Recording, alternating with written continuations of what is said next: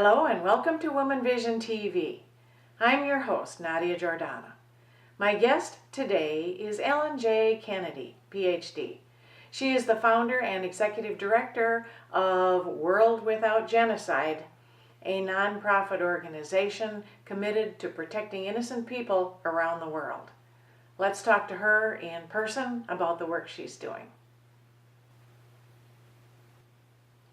Welcome to the show today, Ellen. Thank you so much. It's great to be with you. Yes, and so tell me, what exactly is human trafficking? This is a subject I don't know very much about. Human trafficking is a form of modern-day slavery. We like to think that just because every country in the world has outlawed slavery, that it no longer exists. But there are an estimated 28 million people who are enslaved in countries around the world, including our own. And these are people who are being used and exploited against their will in violation of all of their human rights, either for their labor as slaves or for sexual purposes, or perhaps most horrifically for the exploitation of their bodily organs. I didn't know about that. Yes. And so it's not just another form of prostitution. No, it really covers a gamut. And there often will be people who are exploited initially for labor, who then wind up being trafficked into prostitution, pornography, and other forms of sexual violence as well. So this is a phenomenon that has many levels to it. When we think about some of the global crime that is the most heinous, we often think about the trafficking in drugs and the trafficking in illegal weapons. But the trafficking in persons goes along with those other two crimes as well. It's become a $32 billion a year industry. Is this all over the world and in the United States too? And Yes. What about little old Minnesota? Yes, it is indeed worldwide. Countries are source countries, meaning that people from their countries are trafficked elsewhere in the world. Countries might be transit countries. That is, people are traveled through those countries to get to destination countries. Nations that are part of the Western developed world are more often than not destination countries for global traffickers. Here in the United States, we are a source, a transit, and a destination country. People here will pay high prices for the use of somebody for labor or for sex. And this is a terrible crime. It's estimated by international agencies that up to 50,000 people are trafficked into the United States every year. And on top of that, an estimated 245,000 American-born people are trafficked within our own borders. Roughly 80% of those people who are trafficked are women and children. Wow, I had no idea. They're trafficked into the United States. Do they stay here? And who are these victims?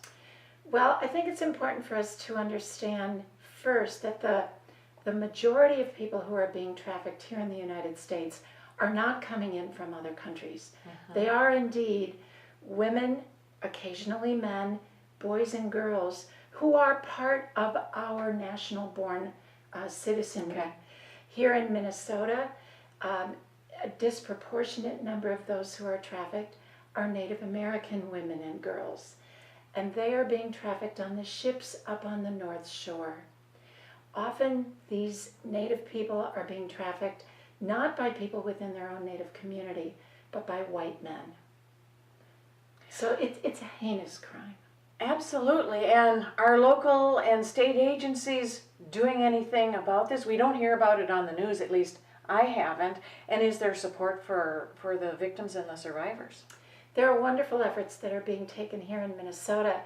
And actually, in many ways, Minnesota is at the forefront of the work that's being done. I want to refer in particular to Ramsey County Chief Prosecutor John Choi. He has been truly remarkable in his efforts to decriminalize the role of the victims in this terrible crime. Often we think about women and girls, boys and men, who are prostituted as being prostitutes. Now notice the difference in my language. What I'm doing is referring to them as people who are being prostituted. Nobody wakes up in the morning and says, today I want to be a prostitute. These are situations in which people find themselves because of force or fraud or an abuse of power. They are being exploited in the most horrific ways.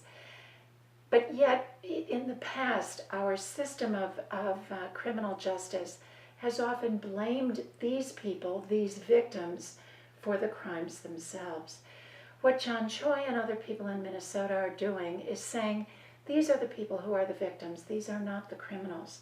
The criminals are either those who are organizing mass-scale trafficking rings, who are the people who are traffickers, or they are the people who are buying the services of these women, men, boys, girls, who are the Johns, as we might think about them. The people who are the Johns, people who are being picked up for buying sexual services, are often married men who live in the suburbs, who might be fathers themselves. They are ordinary Minnesotans who are participating in this terrible crime. I'm so surprised. I'm surprised we don't hear more about it. Is there anything ordinary people can do to help? And tell us about some of the programs that you're doing at World Without Genocide. Well, I think it's important for us to think first about who is being caught up as the victim of this crime. The average age at which a woman or a girl has been brought into prostitution is utterly shocking. It's between the ages of 12 and 14. And people might think, how can that be? It's important for us to realize that the average predator is not going to be picking up someone for prostitution by driving through the streets of South Minneapolis or St. Paul, but instead is going to be finding young victims online. The internet is the single greatest source of this kind of criminal activity today. Now, who's going to be online? It's going to be young people who are, for whatever reason, vulnerable. And let's think about their vulnerability. Perhaps it's a 13-year-old girl who's in an abusive situation at home, and an older man finds her online and says to her that she's beautiful, that he loves her.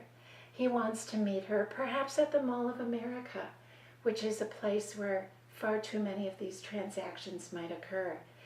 And this young 13-year-old girl, again perhaps from a situation of some instability, feels flattered.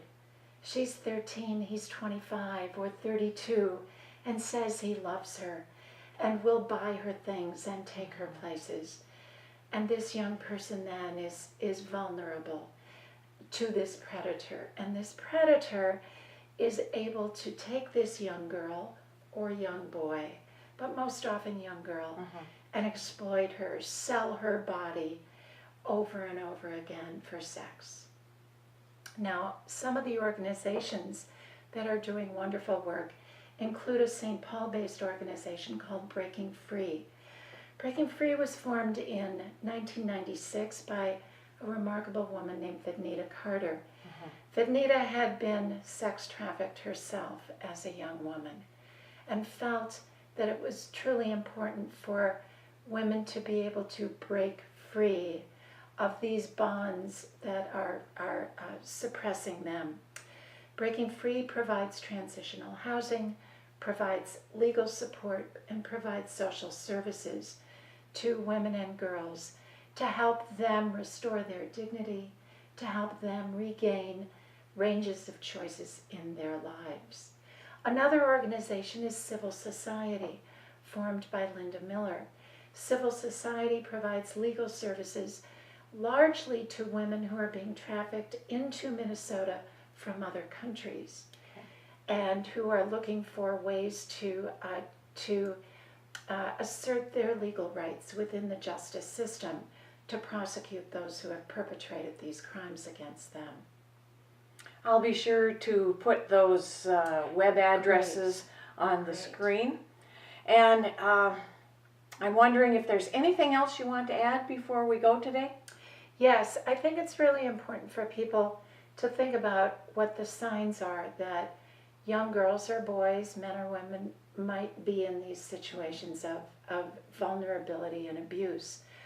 Certainly look out for people who seem particularly fearful in their environments, people who might have signs of physical abuse on their bodies, people who look as though they might not be fully aware of where they are, or what day it might be, or what the circumstances are in which they are functioning. Are they perhaps dressed inappropriately, either for the weather, or are these perhaps young people who are dressed in an overly mature or overly sexualized manner? If people are concerned about what's happening, they shouldn't intervene directly because they could put themselves in a position of risk. But instead what they should do is call 911 and alert the authorities that there might be something amiss. It's always the right thing to do to say, I suspect that something bad could potentially be happening in this case. Ellen, thank you so much for being here today. This is an important subject. I'm glad you shared with us. Thank you. And I would like to tell your viewers about some important programs that are coming up at World Without Genocide. We're very concerned about this issue of human trafficking. It is a problem that truly tears at the heart of our communities, because wherever there is human trafficking, families are being torn apart, and the psychological and physical scars for these victims will reverberate throughout their lives. We are doing 2 institutes this summer. One is being held on June 19th and 20th. It's called Genocide and Human Trafficking, From the Holocaust to Minnesota. It's for educators and leaders. It's being held at William Mitchell College of Law in St. Paul. The other, of the same title, Genocide and Human Trafficking, From the Holocaust to Minnesota, is a unique program, and it's designed for high school students. So for young people who this past academic year have been in 9th, 10th, 11th, or 12th grade. This too will be held at William Mitchell College of Law in St. Paul, August 13th to 15th. This program for high school students, I believe, is unique in the country. Every summer, the topic varies. The goal is to teach young people how to learn, serve, advocate, and lead.